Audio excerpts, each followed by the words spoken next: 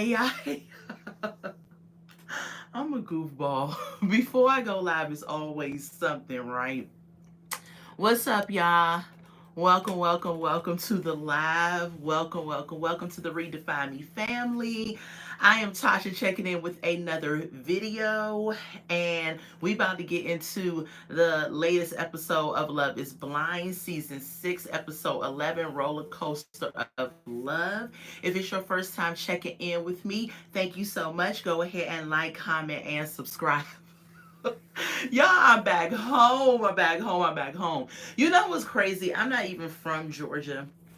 And I feel a sigh of relief coming back home. And I think that's because, this weekend was all about my daughter. And it's so much when you are a parent, even though she turned 20.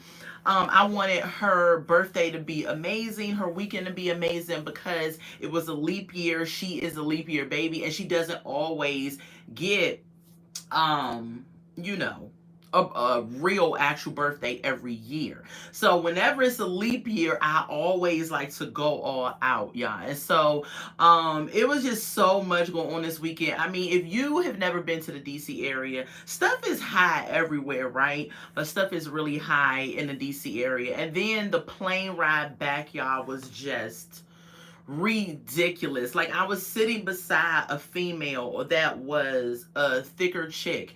And I don't have no issue with the plus size women, the thicker chicks, but this chick was she was shorter and she was wider. And if y'all have been on the airplane, for some reason they put them seats together like this. And if you are, I'm just gonna say this, if you are bigger than me, right?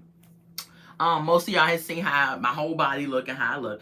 If you are bigger than me and you're riding the airplane, you need to go ahead and book another seat. Not only was girlfriend hips wider and she was coming into my seat. Now I'm leaning like this the whole time, going back home with an attitude the whole time because she's just all half, she's a little bit in my seat. Now I'm uncomfortable. If I put the armrest down, great, good thing I was on the aisle. If I would have put the armrest down, it would have been a problem. They had the nerve to have her in the middle seat. And I know this ain't even about my trip or my flight home. I might have to do a separate video about that. But I just want to tell you, I was so annoyed.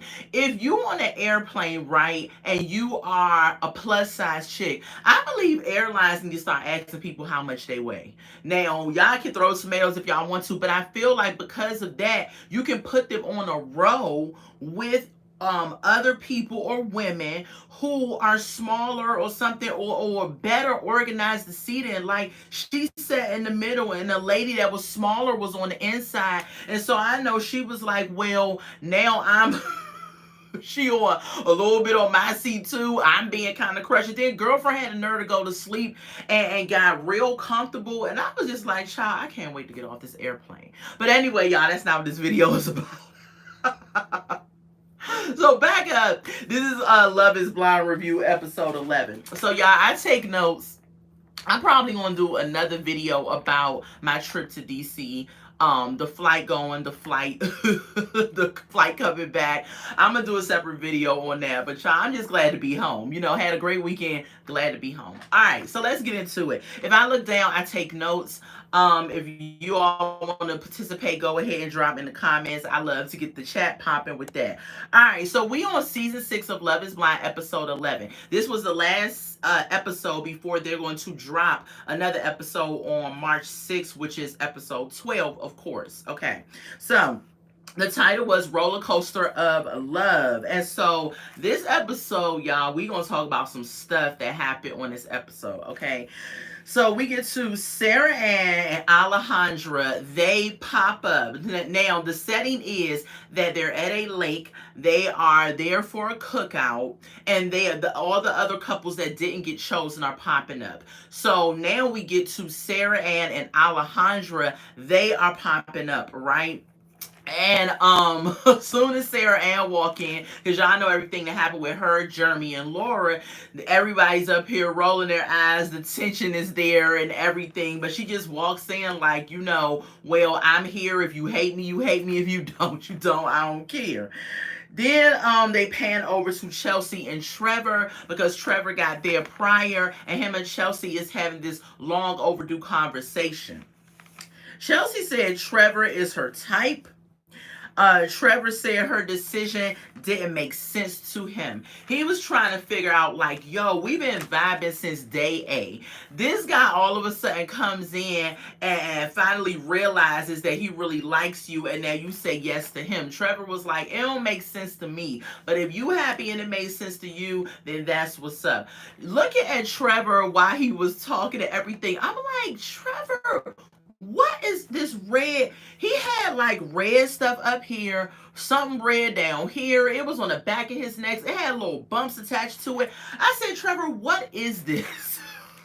I mean, he cut the mullet. He's not a horrible looking guy, right? But it was just redness going on. And I was like, is it a rash? Did you break out? Child, he probably broke out from something. I don't know. And maybe applying the ointment so it can heal. Maybe he had allergic reaction during the taping of the show. I don't know. Because it was also there when he was in the ponds. And I was just like, what is that? Somebody said eczema. And I was just like, I don't know. Because I have eczema that haven't flared up in a long time, and I ain't never turned red or nothing like that. But again, I'm also not Caucasian or light skinned, so I don't know. Maybe it would have showed up on me like that. I don't know, but Trevor has some rash situation going on. I don't know. So Trevor says, and I'm looking at my notes, y'all. Trevor says he wants to know so Trevor wanted to know if he would have went before Jimmy, right, to ask Chelsea to marry him, would she have said yes, right? I believe she would have said yes because Chelsea wanted to be married. She didn't care if she had a connection with Bobo the Clown. She wanted to be married. She didn't care if Jimmy asked her or Trevor asked her. Shoot, freaking Clay could have asked her and she would have said yes, okay? She said no, and again, like I just said, I don't believe her. She said that Chelsea said that she also would have, she said no, but she would have had fun with Trevor. She said life probably would have been easy with him and everything. She said that he's her type. All this stuff gassing him up and everything. And real talk, I feel like she should have chose Trevor because Trevor was talking to her. He was like, I would have gave you the love and affection and all of this stuff that you needed and wanted and everything. And Chelsea was just like, yeah. She just laughing the whole time with him. And I'm just kind of like, girl. But then Chelsea is crazy. So are you ready to sign up for the crazy side of her? I think in a way Jimmy kind of can handle Chelsea's crazy to a certain degree. So I mean, if you had to look at it in that way, I guess her and Jimmy makes a good couple. I don't know. What else she says?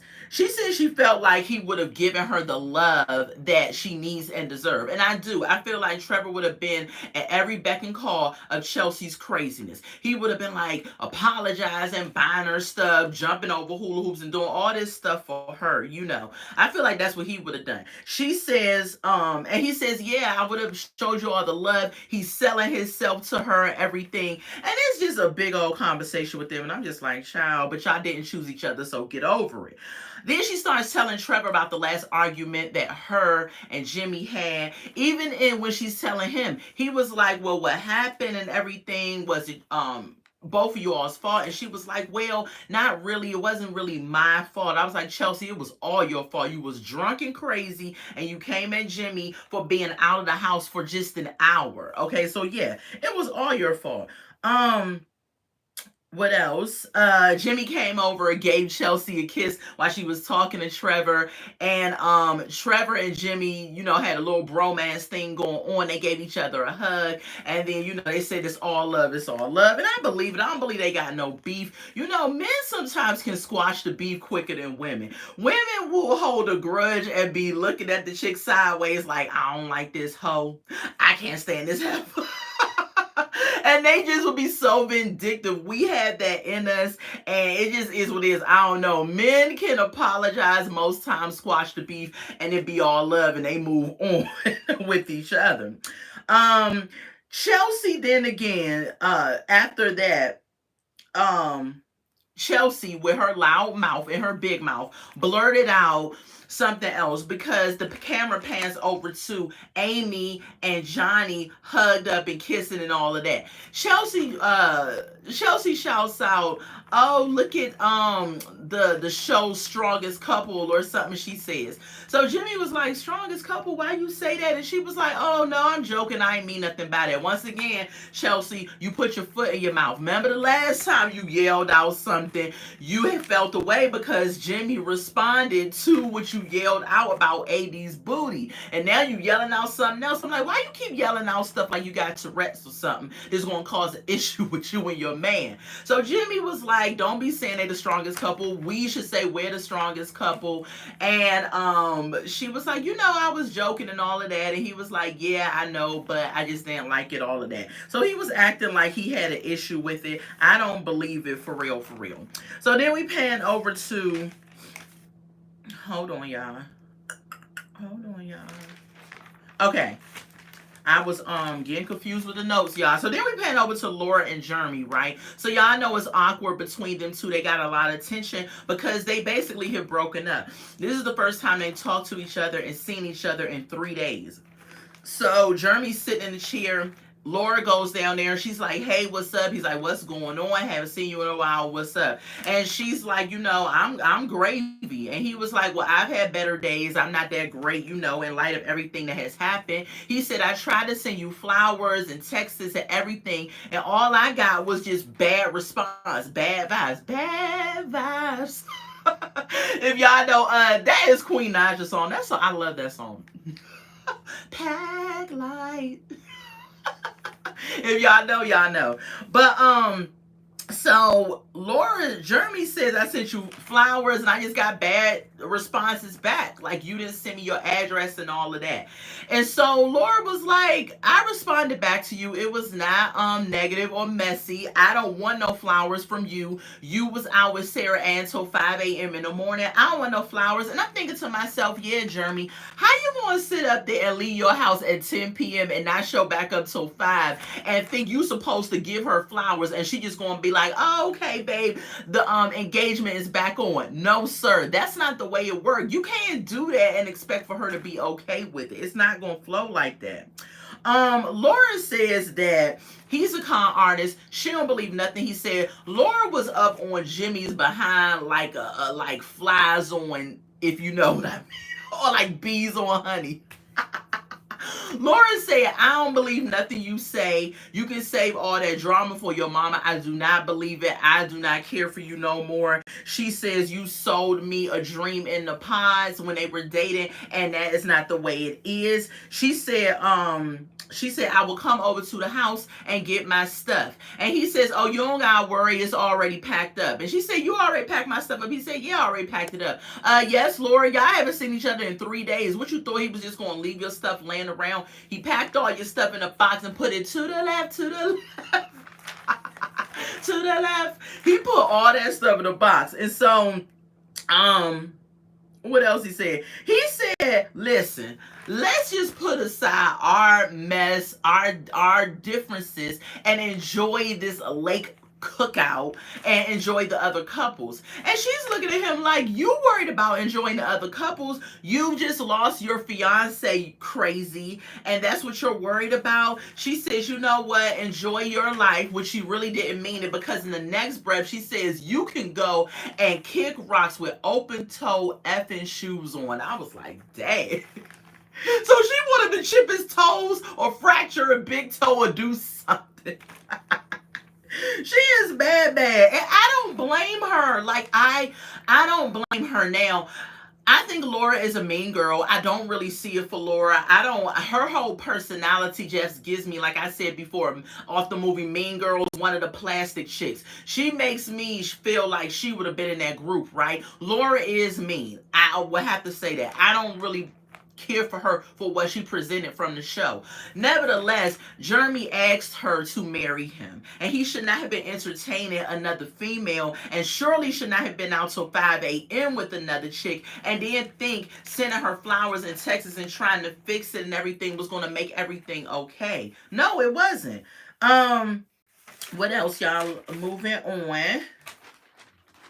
Hold on, y'all. Y'all know I'm a note girl. I gotta take notes. Because notes be keeping me on track. Alright.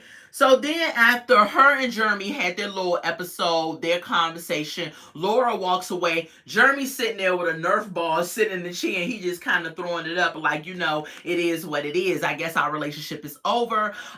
We're not getting married, the whole nine. So then we get to AD having her conversation with Sarah Ann.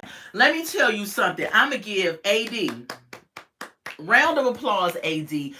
I was here for AD's conversation. Now, AD, all of this wisdom and all of this that you was giving Sarah Ann, I need you to use some of that when it comes to Clay, because the dude is giving you signs that he gonna be a cheater. I'm gonna need you to tune in into what you giving her and take some of that and ingest it for yourself. But let's get into the conversation she had with Sarah Ann.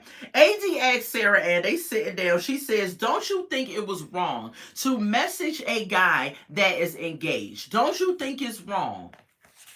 I agree with AD. The guy didn't choose you, Sarah Ann. And here you go messaging him. Now, this is what happened for y'all who do not watch my other reviews and don't know. So, Jeremy and Laura and Sarah Ann, they were in a love triangle. Jeremy had a connection with both women, and he had to decide who he wanted to be with. Of course, we know he chose Laura. However, after he chose Laura, they went to the Dominican Republic for a pre-honeymoon situation, and when he got back from the Dominican Republic, he received a DM from Sarah Ann, the other woman he had a connection with, okay? Sarah Ann was singing, what's the group? Silk Sonic. She was like, I'ma leave the door open. I'ma leave the door open. Sarah Ann said, I'ma leave the door open. She said, if it don't work out with Laura, my door is open, right? She said a bunch of other stuff in the message, right? So, Laura ended up finding this message. She saw that Jeremy hearted the message. She said he double tapped on the message and he didn't respond no other way. But that message right there was the start of him thinking that he can get back in good with Sarah if things don't work out with Laura. He put it in his back pocket, and now he's like, okay, so now I know that I have a chance with Sarah Ann, or I have a second person if it don't work out with Laura. So he put it in his back pocket, okay? Then fast forward, he goes out one night, right? And he goes down to a karaoke bar. That was crowded or something was going on, so he went to another bar. Some guys from the Pods was there, and then also Sarah Ann just happened to be there. Him and Sarah Ann was talking, so much so that they talked until it was later in the morning. According to Jeremy, Jeremy went and said, since it's late, you don't have to catch an Uber. I'll just drop you off at home. So he went and dropped her off at home and then went back to his house that he shares with Laura, slept on the couch, and then they had a whole conversation the next morning. So that is like the cliff notes of what happened, or basically what happened, right? So that's why AD is asking her, don't you feel like you were wrong?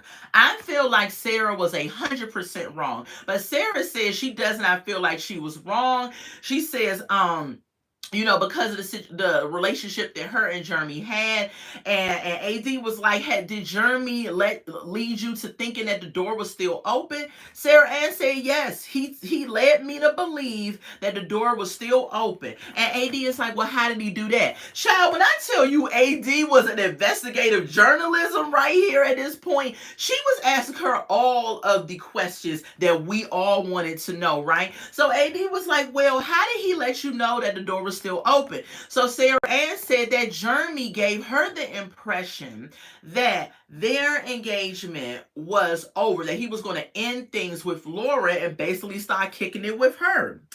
AD says, so when he got back to Charlotte, their engagement was ended, Sarah Ann was like, no, it wasn't ended. So she said, girl, so they was still engaged and you still up here, knowing that this man is engaged, wrapping him up till 5 in the morning, sending him DMs and stuff. And AD was like, I read what the DM says. I know what it says, right? So AD was holding Sarah Ann to the fire. She was like, you're not going to get away with it that easy.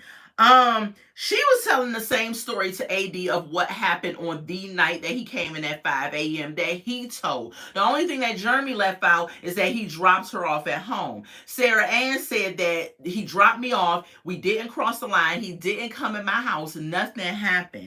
So, I don't believe that. I believe they had a kiss or something. 5 in the morning, ain't no dude that like you. If you're an attractive woman and the dude has a connection with you and like you, 5 o'clock in the morning, baby, he not just gonna be talking to you. Ain't nobody gonna be talking. You're gonna be doing the sexing. That's what you're gonna be doing. You ain't gonna be no talking no 5. Girl, bye. Okay, Sarah Ann. What else happened? Jeremy, Yeah, he told her he was breaking it off. Then Sarah got offensive because AD wasn't letting up. She was like, girl, but it was wrong. He did not choose you. And then Sarah was like, AD, I always liked you. Never had no beef with you or nothing like that. I feel like you're interrogating me. And AD said, well, if you feel interrogated, that's on you, right? And so she was like, Sarah was like, what's your problem with me? Why you feel away? She was like, then AD turned straight hood, all that white way about her that she has turned off, and she was just like, girl, I don't give a F about your relationship. You ain't effing my man. I was like, okay, AD, calm down. Sarah says she don't want to have no bad blood and all of that with AD and all of that. AD says, I mean, it is what it is. We don't have no bad blood, but I'm going to call a thing a thing. And then AD says that it's crazy how Sarah Ann, in her confessionals, that Sarah Ann is not taking her ownership about what happened. AD says she is team Laura, okay? Then we get to, they stood at the cookout. Some type of way, Jeremy shot off a ball or something and then went above where everybody was standing at. Laura was up there, Trevor, Chelsea, and a couple of other people. And Trevor was like, hey, you almost hit your friend. And Laura was like, we ain't friends. If I was Laura, I would have left the cookout. I don't care what the producers wanted me to do, how they wanted me to stay. I would have left because at this point it's awkward. We broken up. It's crazy. So then Trevor, after Laura walks away, Trevor says, you know what? He tells Chelsea, he said, Laura was my number 2, but he said she is a mean girl. And I'm telling you, Laura, your perception of who you are came off as a mean girl on this show. I just want you to know that. So we get to Jeremy and Sarah. Now they go off and they're talking again, and everybody's watching them at this point because they're like, look at these two. They're looking at her like she's a Jezebel. And she had been talking to Laura's man. And so they go off. They're having another conversation, and they're sitting out, and Sarah is like, she didn't mean to hurt anybody. She didn't want to be perceived as this Jezebel chick, right? She says everybody just need to mind their business. They digging up in my face about what's going on when they need to worry about their own relationship. And she basically talking about AD because ain't no other chick dug up in her business like that. She getting fake emotional, sitting up here acting like I'm not that type of person. They're trying to paint me out to be and all of that. What else happened? She said she ain't that type of girl, and she said she isn't sorry. She said, I ain't that type of chick. I ain't no hoe, and I am not sorry for what happened. I ain't sorry for the DM I sent you, and I ain't sorry for talking to you till 5 a.m. in the morning. And I was like, well, Sarah, if it walk like a duck and quack like a duck, it's a whole duck. So Jeremy said he made the wrong decision. He tells Sarah Ann, I made the wrong decision. After all of this has happened, Jeremy. You picked Laura. You had her thinking y'all were going to get married and run off into the sunset and all of that. And then you turn around after stuff hit the fan and blow up in your face. Then you want to tell Sarah you made the wrong decision. See, Sarah to me is a trip too, because you sit up here, you're just eating up what this man says. If you didn't pick me, I would have been like, well, sir, sucks for you to have made the wrong decision, because if you ain't picked me from the beginning, then you would not be picking me now. And I would have went on about my business. What else? Yeah, so they talking and all of that after he said that. So she says, well, what do we do now? So Jeremy says, you want to ride jet skis? I said, I know these two ain't about to ride no jet skis after everything that's going on at this cookout. Jeremy goes and she goes and says, okay, let's do it. It was like they was tempting all the rest of the couples because they had like this quote unquote forbidden relationship, right? So they both get on the jet skis and they on the lake, and I ain't gonna lie, they looked like they was having fun. I wanted to get on the jet ski once I saw them jump on the jet ski. So they on the jet skis, they having fun. They ain't caring about what nobody else said. I guess Jeremy said, well, shoot, I tried to make it work with Laura. It ain't work. Somebody else want me, so I'ma like who like me. And so they rode off on the jet skis. Now we get to Jimmy and Chelsea. Now this part of the segment, they have like a couple of days, a week before the wedding, and now they're doing like little dates or whatever. So this isn't going to be that much. So Chelsea and Jimmy, they meet up. They want to do an ice sculpture for the wedding. Jimmy says they've been getting along lately, and they look like they was having fun during the ice sculpture. They do look like they're coming together and everything, but I'm telling you now, that's because no major argument has kicked off. Jimmy, this girl is crazy. Then we pan down to AD and Clay. They are doing sneaker painting. They actually have a place here in Atlanta. Excuse me, y'all, that does sneaker painting. So that's something that I think I'm playing with my husband. We gonna go do a date night and do some sneaker painting, because they have it where you can paint. I think it's Nikes. And you can paint and design them however you want to design them. And I think that's something that me and him are going to go do too, because it was fun. It looked fun. I was like, I like tennis shoes. I want to paint them too. Then we get to Amy and Johnny. Amy and Johnny, just to me, every time this segment comes up again, like I said before, they're boring. They don't really have too much going on because they don't have no drama going on. The most drama thing that they had was trying to decide if she wanted to get on birth control. That was it. So they're preparing for the wedding at the apartment. She's saying, do she want to hyphenate her name, have pictures of her grandparents, little stuff and all of that. Then they get to this conversation, y'all, that I was just like, how are y'all two grown people and don't know about these things, right? So they had a conversation because, they don't want to have kids right away. So they try and figure out how they can have the sex without getting her pregnant. So he says, okay, birth control. She was like, I don't want to get on birth control, hormones and stuff. I don't really want to do that. Then he goes and says, and I looked up a vasectomy and I found out once you had that, it's not irreversible. That means I can't get you pregnant. And I'm like, duh. Anybody, if you were at your big age of like 30 something years old, even if you in your 20s, you've heard of a vasectomy before. Now you may not know how the procedure goes because he did break that down. I didn't know how the procedure goes, but I do know that once a guy gets a vasectomy, that he cannot get you pregnant. Duh. I knew that a long time ago. But they just finding out. Their conversation sounded like a 5th grade sex education class. It was just crazy. So then we pan over 7 days until the wedding after their conversation, which was crazy. And all the women, all of the remaining women, which is 3 women left, are going wedding dress shopping. So they're going to pick out their dresses and everything. Everybody, I guess, picked a dress for their personality. My favorite dress was AD's. I think the second dress she picked was beautiful and it was perfect for her. The only thing I did not like was that long veil, because the veil said "till death do us part" on the end of the veil. I thought it was ugly. With the type of dress that AD had, I felt like she should have had a shorter veil. She should have had a veil that stopped right here, because the back of the dress had the little buttons down there and it was kind of cinched in a little bit. She should have had a shorter one, maybe one that stopped here, not one that went all the way down to her ankles. But again, that's on her. Even if she would have got a veil that came over her eye and kind of stopped there because of the way the dress was cut off her shoulders, even that would have been better. But AD's dress was cute. Then we get down to AD and Clay again. This is like 3 days before the wedding, I guess. They are going out for dinner. AD seems to look much better in these latest episodes. Her skin is glowing. The eyelashes are still horrible. But her hair is much better. Like, she seems to be in this very, like, a really bubbly place leading up into the wedding. Which is a good thing. So I guess that's a good thing. Her and AD are having dinner. He talking about he can't wait to be a dad and all this other stuff, you know, doing his salesman pitchy talk. We get to Amy and Johnny. They're talking around the campfire, and that's all I got from them. I kind of skipped past them. Then we get to Chelsea and Jimmy. They went to Carowinds. If y'all know, in Charlotte, North Carolina, they have an amusement park called Carowinds. It's kind of like a mix between a Six Flags and a carnival. Like, if Six Flags had a baby, that would be Carowinds.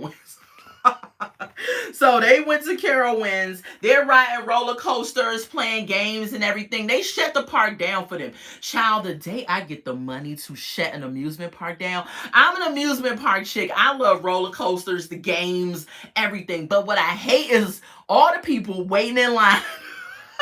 And you get on, you be there all day and you get on probably 4 roller coasters because of all the people. But the trick is that you have to go to an amusement park during the week when the kids are at school and not during the summertime. So you gotta go, like, they still have amusement parks open in the fall. They even have them open, like around Christmas and Halloween and stuff like that. So the kids are still in school. So don't go in the summertime. Go in the summertime with the kids. But if you want to not have to deal with the kids and a lot of long lines, you need to go to the amusement park like on a Monday or Tuesday during the school season, and I guarantee you will have probably a good time. Unless the kids take a field trip, then it could backfire. But I love amusement parks. So they shut it down for them. They rolled some rides, and then they had dinner later on at the amusement park. And that was it for episode 11, y'all. So episode 12 is coming out on Netflix on March 6th. And y'all know I will be there to review episode 12 for y'all. Episode 11 was given a little bit. It didn't really give a whole lot. Everybody wanted to see what was going to happen with Laura and Jeremy and Sarah Ann, and that's what we saw. I don't care what nobody say. Sarah Ann stole Jeremy from Laura. She know goodness well she was wrong for that. I feel like as soon as she sent him that text message, that DM, he put it in his back pocket. And then when they got together at the bar by happenstance, which I don't believe it was happenstance, when they got together at the bar and had the conversation till 5 a.m. in the morning, then that solidified with him that I want to be with Sarah Ann and not Laura. So how do I get out of this? So he was like, I know that Laura is not going to be cool with me coming in the house at 5 a.m. So I know that's going to start a fight the next day. So this will be my way out. You can't make me feel no difference. That's what I feel, you know. But anyway, y'all, that is my review for Love is Blind Season 6, Episode 11. If y'all loved it, if y'all liked it, go ahead and give it a thumbs up. Go ahead and drop in the comments what couple y'all think is going to say yes, because they still have to have the wedding and they still have the options to say no on their wedding day or to say yes on their wedding day. So what couple y'all think is going to say yes out of the 3 couples that is left? Y'all already know we got 2 down, 3 is going forward. Brittany and Kenneth is gone. Remember, that was the Caucasian woman and the black guy, the African American guy. They're gone. And then Jeremy and Laura is gone. You know, the mean Caucasian girl, and Jeremy is like the fun, he gives me like frat kind of dude. So they're gone. So we got 3 couples left, which is Chelsea and Jimmy. We have Amy and Johnny, and we have AD and Clay. So y'all let me know what y'all think, what couple y'all think gonna say yes. And that is it for my review. I will be back on tomorrow. You know, I do Motivational Mondays on tomorrow, so look out for that video that is going to drop. And yeah, I do other content on my channel as well. I might go ahead and do a video on my whole experience with the airport situation. Check out my short about how know, I got really violated by TSA this time on my way back. I did not like that pat down that that lady gave me at all, and I felt like it was very unnecessary, and I did a short on that particular situation. So I love y'all. Thank y'all for joining me, and this was my review on Love is Blind season 6 episode 11. I love y'all. This is Tasha checking in and checking out. Love y'all. Bye.